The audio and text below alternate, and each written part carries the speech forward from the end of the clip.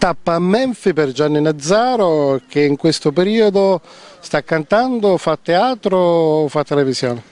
Allora, ho appena finito di registrare un programma che si chiama Mille Voci e che viene distribuito in 250 reti televisive, compresa la vostra. Difatti molti mi hanno detto che mi hanno visto a sto Mille Voci, sto Mille Voci.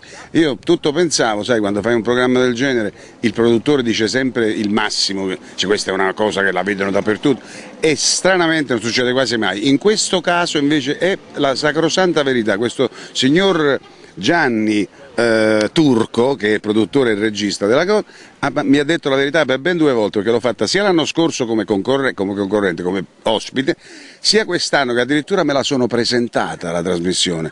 L'abbiamo condotta insieme a Elena, non mi ricordo più il cognome, mi scuserà Elena, ed è andata bene. Mi sono anche riscoperto doti di presentatore che non pensavo di avere. E come hai detto te, la gente vuol sentire solo le canzoni che ricorda. Diventa un momento abbastanza imbarazzante per me quando la sera devo annunciare almeno un paio di brani che fanno parte di un progetto futuro, se mai si dovesse avverare. E in quel momento vedo che c'è un attimo di imbarazzo, ma soprattutto da parte mia alla fine, perché poi dopo che le ho cantate la gente le apprezza queste 2 canzoni pur sentendole per la prima volta.